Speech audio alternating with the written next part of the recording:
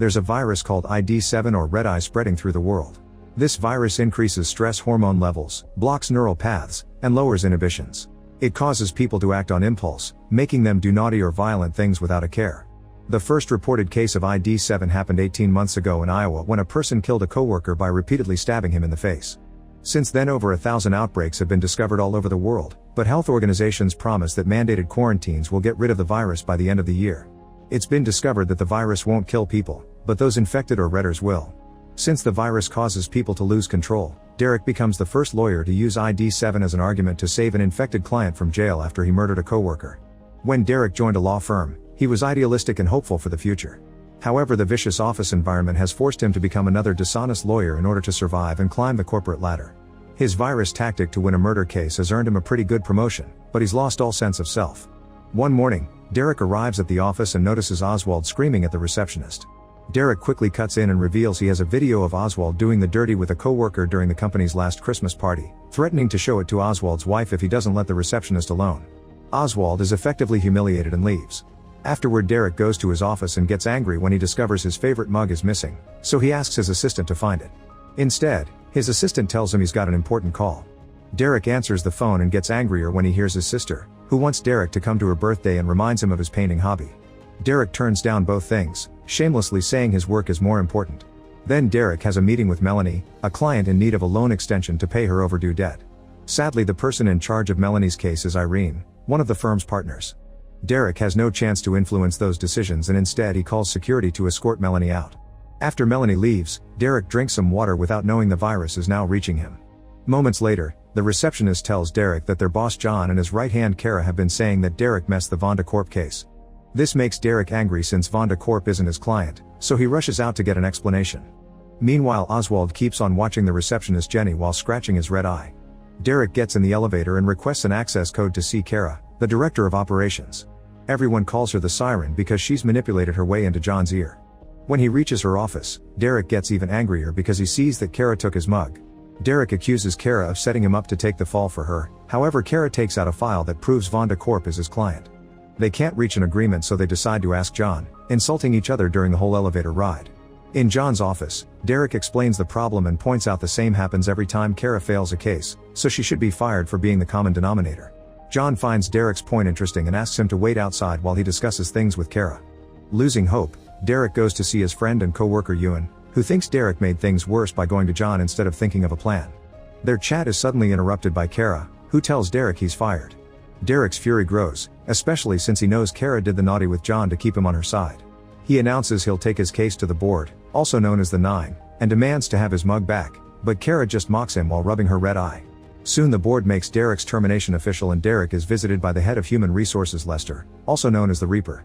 He asks Derek to sign a document stating he takes responsibility for the Vonda Corp case, offering an extra huge amount of money as severance pay. While rubbing his red eye, Derek turns down the offer because this would ruin his career and he could even be disbarred. Lester doesn't care one bit and quickly calls security to escort Derek out.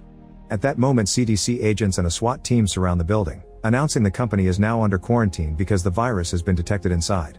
Derek watches how everyone starts freaking out in the lobby while the board talks to the CDC team leader, who explains they're releasing a neutralizer into the building's ventilation system that will eliminate the virus in 8 hours.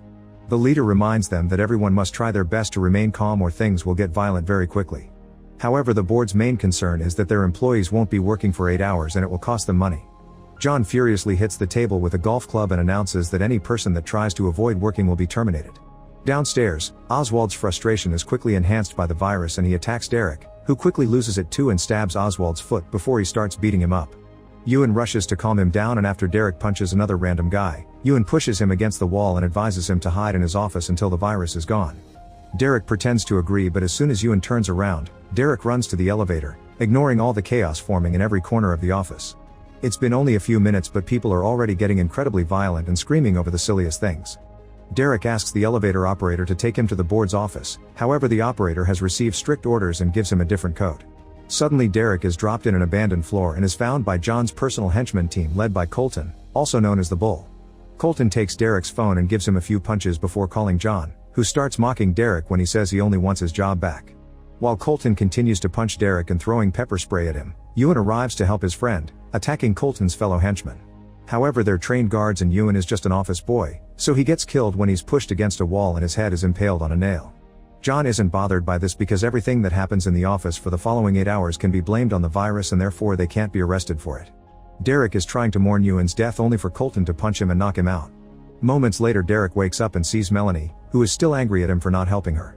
They start spitting at each other and soon it escalates into actual punching, but after some damage Derek realizes they should actually be teaming up against the company since it's wronged them both.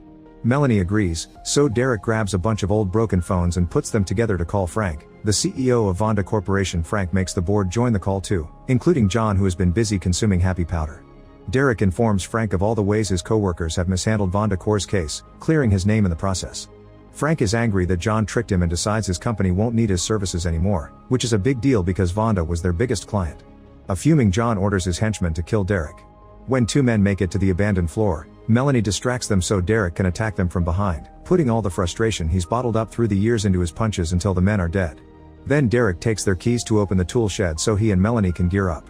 The duo wants to get to the board for revenge, but they'll need a high-level keycard since the elevator operator isn't giving out codes. In his office, Lester is trying to keep his emotions in check by taking care of his bonsai, but he ends up destroying the poor thing.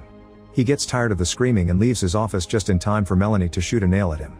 Lester catches it with his cane and runs back into his office, holding the door closed against Derek's pushing. At that moment 2 guards arrive and brings Melanie down with a taser, so Derek throws a cart at them and runs away. While Derek sneaks around to avoid his violent co-workers, Lester comes out and starts hitting Melanie with his cane.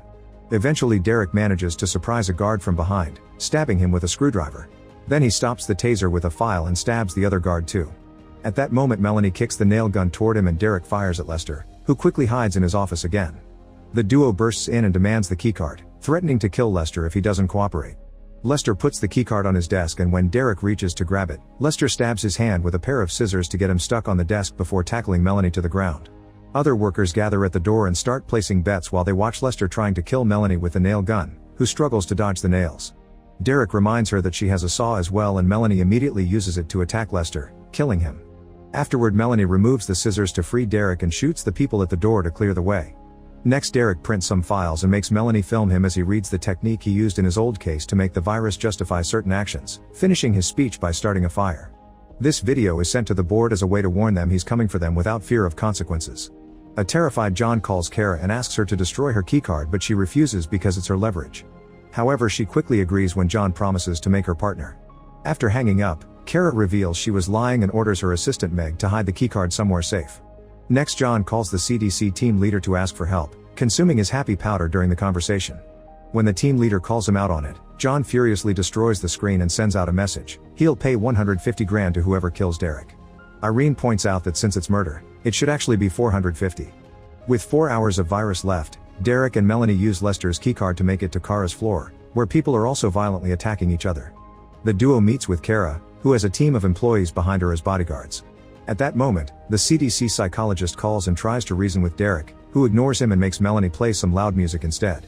Kara moves out of the way as Derek gives her employees a last chance to leave, but nobody does. A vicious fight ensues during which Derek and Melanie are completely taken over by the virus, which helps them kill every employee coming after them with merciless attacks using various tools and even a fire extinguisher. After several minutes of non-stop violence, Derek and Melanie finally enter Kara's office and Derek puts the scissors on the table as an indirect threat while asking for the keycard to the top floor. Kara asks for a truce and when Derek refuses, she smashes his mug just to provoke him. Derek almost kills her, but Kara reminds him she's the only one that can get him the keycard. They agree on a truce and Kara asks Meg to bring the keycard. However, what Meg brings is a burned piece of plastic and she explains that John knew Kara would betray him, so he offered Meg a promotion in exchange for destroying the keycard. Kara and Meg then start yelling at each other until Meg grabs the scissors and kills Kara. Then Derek and Melanie send John a video showing him Kara's tongue. Since they can't go anywhere without the keycard, the duo decides to take a break. Derek shares that his sister gave him the mug as a gift for being accepted at the company, which is why it was so important to him. Then he takes a look at Melanie's paperwork and notices that just a signature from a board member could solve all her problems. He admits he made a mistake in not helping her and apologizes. At that moment he receives a video from John, who appears peeing on Ewan's body. Derek starts crying as he remembers that Ewan had children, blaming his reaction on the virus making emotions more intense. Melanie feels the same and suddenly the duo starts kissing, which quickly escalates into getting dirty. After they're done, Derek gets an update on his phone from Ray, the IT guy. It's been announced that now only the bosses are allowed to use the elevator. This gives Derek an idea. so he and Melanie go to see Ray. They threaten him with their tools and make him hack into Irene's computer, which Ray happily does because he hates her too. He makes her computer malfunction, and when she calls to ask for help, Ray rants at her before sending her a file. Irene installs it thinking it's a patch to fix her issue, but it's actually a virus that allows Ray to steal all her information. He puts it in a hard drive before Derek calls Irene, telling her to come down for it. A desperate Irene asks John for the keycard, assuring him it'll be fine because she chose the meeting spot, which happens to be where Colton hid his gun. Minutes later, Irene meets with Derek and Melanie in a closed office, and Derek makes sure she isn't armed before starting the negotiations. Irene reaches under the table and finds nothing, so Derek reveals he already took the gun. He uses it to force Irene to give up the keycard, and then Melanie asks her to sign her paperwork. However, Irene points out she'll later claim insanity under the effect of the virus, so her signature will be considered invalid. Furious, Melanie destroys the hard drive with a hammer and asks Derek for some privacy. Derek tries to leave the room only for Colton to hit him with the door. Irene attacks Melanie at the same time that Derek tries attacking Colton, who easily overpowers him and starts beating him up. Then he retrieves his gun and wastes the shots on random objects, explaining bullets are for cowards before putting on some brass knuckles. Derek manages to dodge an incoming punch and stabs Colton with a screwdriver, but Colton isn't bothered and throws Derek on the ground. Then he tries using his paper spray on Derek, who catches the liquid in his mouth and spits it at Colton's eyes to escape. Now his mouth is burning, so he runs to the water cooler for relief. Meanwhile, Melanie hits Irene on the head with a glass and has an opening to grab her hammer, but before she can strike, Irene reveals the card needs an access code to work. At that moment, Derek comes back and demands the code, so Irene offers to tell him if in exchange he lets her have Melanie. There are only 25 minutes of quarantine left, so Derek punches Melanie and ties her to a chair. While Irene gets her tools ready for torture, Derek gives Melanie one last kiss before leaving. Irene enters the password in the elevator, and before the doors close, Derek smiles, revealing some bolts in his hand. It turns out he took them off the chair while kissing Melanie to free her, and now she comes out to finally kill Irene with a hammer. On the way to the top floor, Derek remembers all the things John has put him through, and his face is punched in frustration. He enters the board's room covered in blood, only for the 9 to receive him with an applause and champagne. John offers him a partnership contract, and his secretaries start listing all the benefits Derek would get if he agrees to a truce, including some naughty times with them. However, Derek still refuses, causing a secretary to attack him with a broken glass. Derek quickly dodges it, and the other secretary gets killed instead before he knocks out the first one with a punch. Next, John grabs his golf club and consumes more happy powder before fighting Derek, throwing powder at his eyes to blind him. John hits him with the club a couple of times before tossing him on the table, trying to choke him to death. Derek pushes him off and takes out a piece of his broken mug to start hitting John with it, finally overpowering him. With only 1 minute and 30 seconds of quarantine left, Derek holds John over the railing and makes the board vote. Everyone is in favor of John's death, so Derek throws him to the lower floors to kill him. Afterward, Derek gathers the remaining 8 board directors and offers a speech on why he deserves his job back. As the board agrees to rehire him, Derek finally realizes his sister was right. He didn't have a job, the job had him. He was just another slave to the grind. When the board offers him John's spot, Derek accepts it, signs Melanie's paperwork, and then quits.